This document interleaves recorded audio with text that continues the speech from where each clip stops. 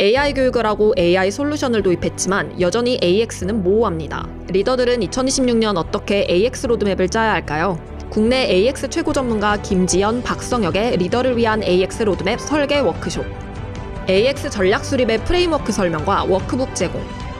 AX 로드맵 AX 전략에 대한 해답을 얻어가십시오. 학습용 기판들은 주로 HBM을 많이 올리고요. 추론용 기판들은 LPDDR을 얻는 것들, 그런 디자인들이 많이 있습니다. 거기에 어떤 차이를 만드냐면요, 기판의 사이즈를 크게 만듭니다. 면적이 100배 정도 되고 이 기판 자체 두께도 굉장히 두꺼워지거든요. 유리 기판들은 힘도 적고 두께도 좀 얇고요. 촘촘한 배선들을 설계하기에도 훨씬 더 유리한 특성을 갖고 있습니다. 굉장히 촘촘하게 구멍들이 싹 많이 뚫려 있습니다. 이 기판 하나에 거진이 10만 개, 100만 개씩 뚫거든요. 근데 구멍들이 모두 다 깨짐이 없이 나와요. 구멍을 뚫을 때 쓰는 그 레이저들은 피코세컨드 단위로 조정이 되거든요. 아무도 그전에는 상상하지 못했던 일이 벌어지고 있다고 얘기하고 있습니다. 안녕하셨어요. 박영선의 테크토크입니다. 이 반도체 기판 하면은요, 우리는 실리콘이 올라간 플라스틱 기판을 떠올립니다. 그런데 이 플라스틱의 단점을 보완한 유리 기판이 상용화 단계에 접어들고 있습니다. 유리로 반도체 기판을 만든다. 일반 사람들이 생각하기에는요, 그거 깨지지 않을까? 이런 걱정부터 먼저 생기죠. 그래서 오늘은 삼성전기의 박철민 상무를 모시고 반도체 패키징의 게임 체인저라고 불리우는 유리 기판에 대해서 자세히 알아보도록 하겠습니다. 안녕하십니까, 네. 장관님.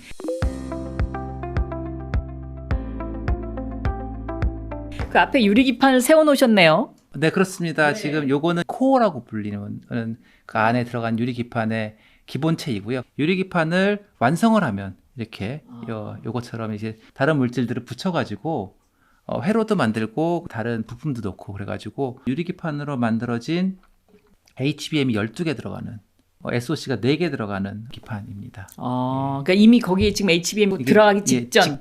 기판 위에다가 반도체를 얹게 되어 있기 때문에 반도체가 얹어지기 직전. 그 다음에 요거는 이 기판을 만들기 위한 기본 코어. 가운데 들어가는 유리 기판 시작점입니다. 예. 이제 이 AI 반도체 경쟁의 무게 중심이 이제 칩 설계에서 데이터를 좀 빠르고 안정적으로 전달하는 기판 혁신으로 이동하고 있다. 뭐 이런 이제 해석들을 하는데 현장에서 실제로 그렇게 느끼고 계십니까? 그렇습니다. 최근에는 실리콘이라고 불리우는 반도체가 집적도를 올리는데 힘들어진 환경이 되었고요. 집적도를 올릴 수 있긴 하지만 그것에 동반하는 그 비용 증가가 너무 크기 때문에 최근에는 여러 개 반도체를 기판 위에 얹어서 칩렛이라고 불리우는 방식으로 해서 여러 개 반도체들과 기능들을 묶어서 큰 반도체를 만드는 방식으로 많이 채용을 하고 있고요. 저희가 아는 대부분의 AI용 반도체들은 그런 칩렛 방식으로 만들어지고 있고, 이 기판에서 보이다시피 이렇게 HBM이 여러 개 엮여 있고 머리의 역할을 하고 있는 SOC라고 불리우는 그 반도체들도 여러 개의 칩렛을 붙여서 만들게 되어 있습니다. 근데 이제 그렇게 하려면 그것들이 얹어지는 기판이 되게 성능이 좋아야 되거든요. 그다음 안정적으로 동작할 수 있는 환경을 제공해야 되기 때문에 기판이 점점 더 중요해지는. 기판이 중요해지고 있다. 아무도 그전에는 상상하지 못했던 일이 벌어지고 있다고 얘기하고 있습니다. 그러면 도대체 이 유리 기판은 어떤 장점을 가지고 있는 것입니까? 보통 기판이라고 말하면 이렇게 큰 기판을 보시는 거는 되게 흔치 않은 일인데, 예전에 손톱만한 1cm by 1cm 정도의 기판 사이즈에서 최근에 AI 엔진들은 적어도 10cm by 10cm, 그러니까 면적이 100배 정도 되고, 가장 최근에 새로 계획이 되고 있는 제품들은 15cm 많이 커지게 되고, 이 기판 자체 두께도 굉장히 두꺼워지거든요. 왜냐하면 기판을 그 실리콘들을 위에 얹으려고 하면 기판들이 힘도 좀 적어야 되고요. 열적으로 변형도 좀 적어야 되고요. 기판 위에 지나가는 배선들이 굉장히 촘촘해야 되는데, 유리 기판들은 힘도 적고 그 다음에 두께도 좀 얇고요. 촘촘한 배선들을 설계하기에도 훨씬 더 유리한 특성을 갖고 있습니다. 예. 이게 얼핏 생각하면 그 유리 위에다 뭐를 설계하는 게 쉽지 않아 보이는데요. 맞습니다. 예. 가장 큰 난관이라고 할 수 있는 유리기판에 구멍을 뚫어야 되거든요. 구멍을 뚫는 공정이 가장 어려운 공정 중에 하나고 잘못하면 깨지고. 맞습니다. 네. 예, 그래서 그것들을 어떻게 잘 만들어내는지가 가장 핵심 기술 중에 하나이고요. 많은 노력을 통해서 제품들을 구현하려고 하고 있고 유리기판이 갖고 있는 잠재적 특성이 워낙 좋기 때문에 많은 고객들이 이 기판이 성공하기를 기다리고 있습니다. 이 AI 반도체에서는 특히 유리기판이 중요하다라는 이유는 칩넷 형태로 점점 커지기 때문에 그렇습니까? 침대 형태로 커지기 때문에 힘이 적어야 되고 올라가 있는 그 반도체들이 전력을 많이 쓰거든요. 그래서 전력을 전달하는 효율도 좋아야 되고 근데 유리기판은 다행히도 굉장히 훌륭한 재질을 갖고 있거든요. 지금 칩넷이라는 단어가 많이 나오는데요. 이 칩넷을 좀 쉽게 한번 설명해 주실래요?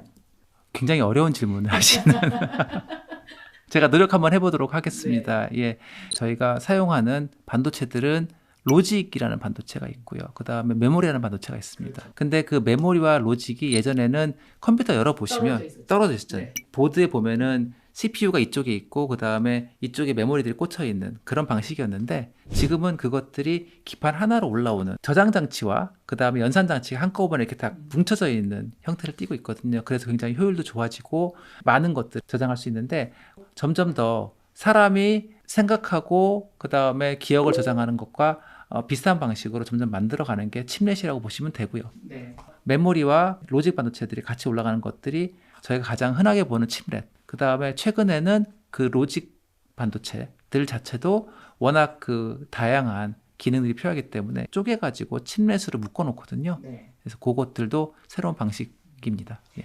이 AI는 사실 전기를 먹는 하마? 이렇게 표현할 수가 있을 것 같은데 그래서 이 전력 문제가 굉장히 심각하잖아요. 그런데 유리기판이 바로 이 전력과 아주 밀접한 관계가 있다. 왜 그런지 좀 설명 좀 해주시죠. 네. 저희들이 보는 기판들은 플라스틱으로 만들어지고 있거든요.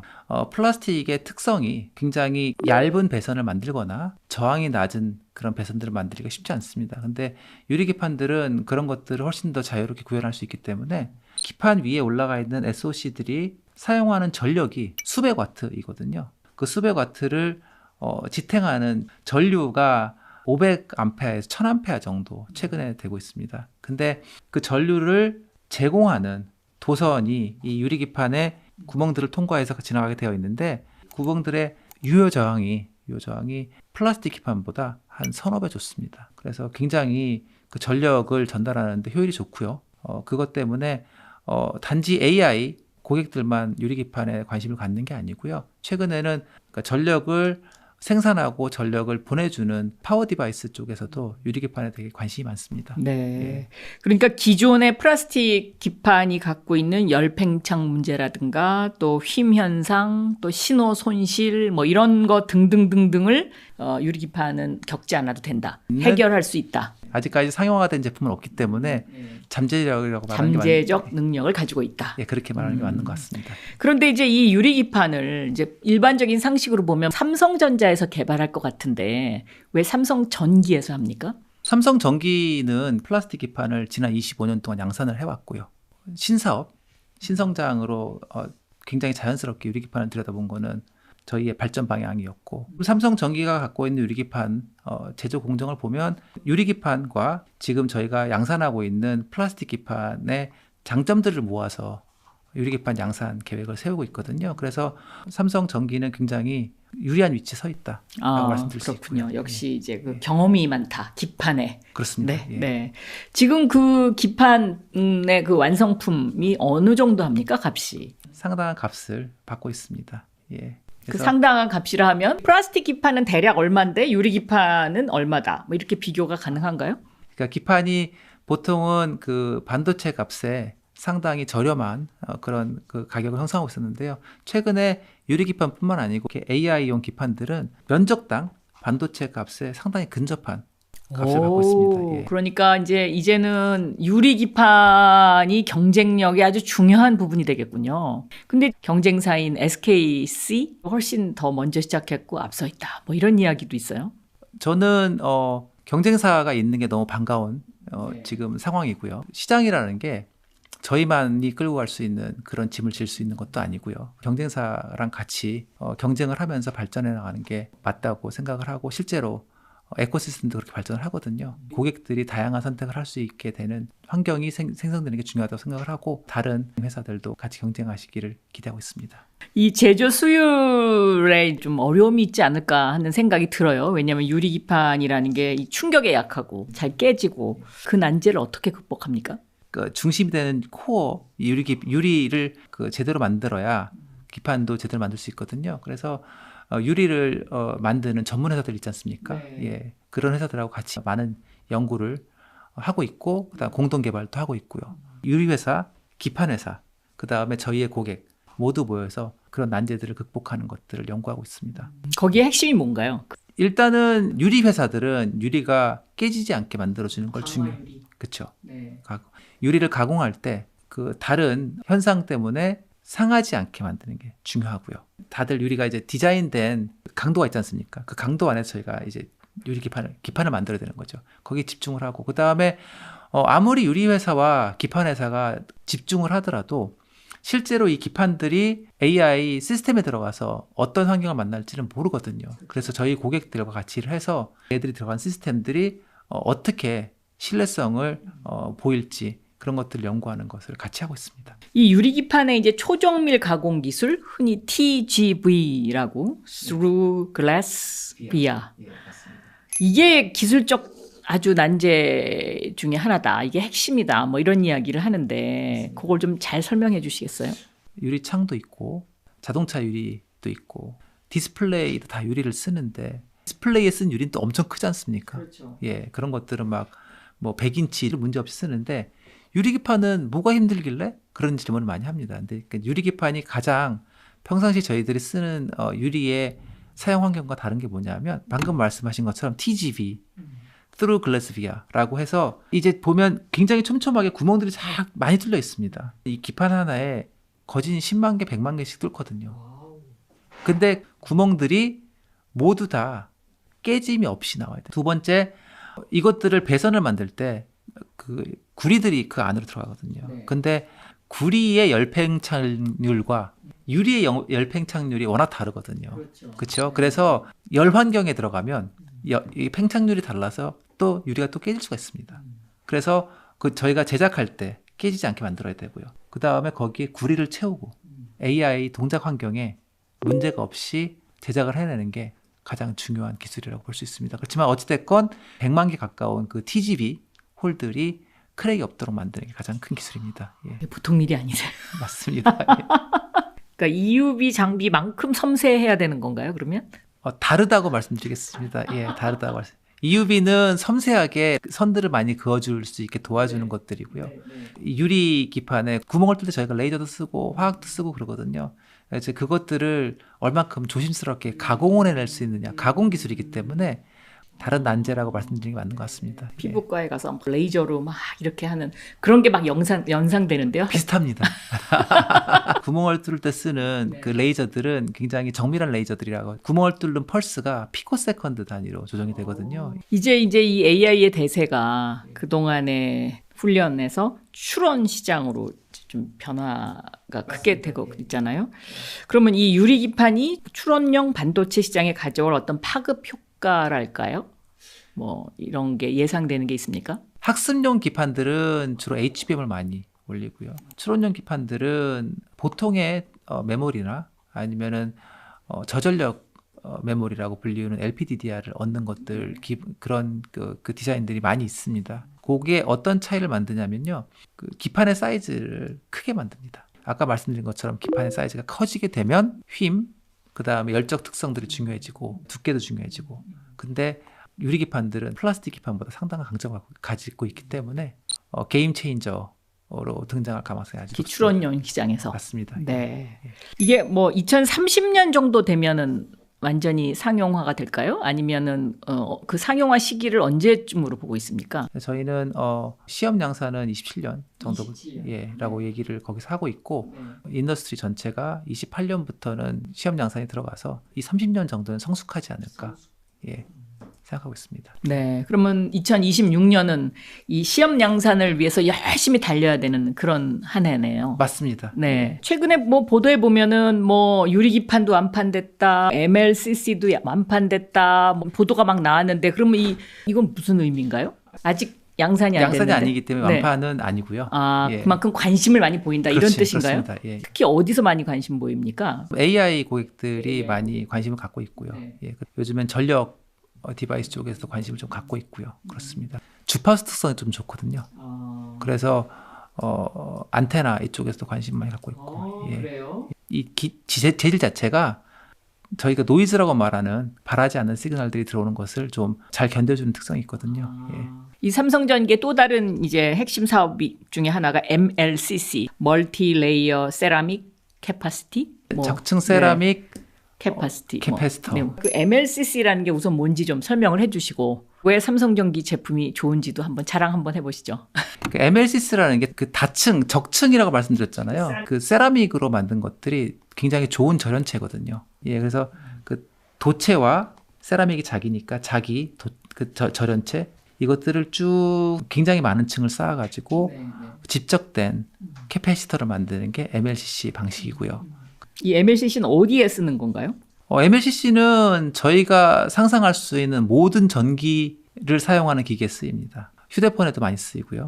어떤 역할을 합니까? 그 캐패시터라는 것들의 특징이 뭐냐면 전기를 모았다가 필요할 때 보내는 네. 예, 그런 특징을 갖고 있거든요. 그래가지고 휴대폰 같은 경우에서도 건전지에서 나오는 전화를 잠깐 모았다가 급하게 로직이 쓰려고 하면 바로 보내주는 그런 역할을 하기도 하고 다른 또 중요한 역할은 뭐냐면 전력을 보낼 때 전압이 왔다 갔다 하거나 전류가 왔다 갔다 하면 안 되거든요.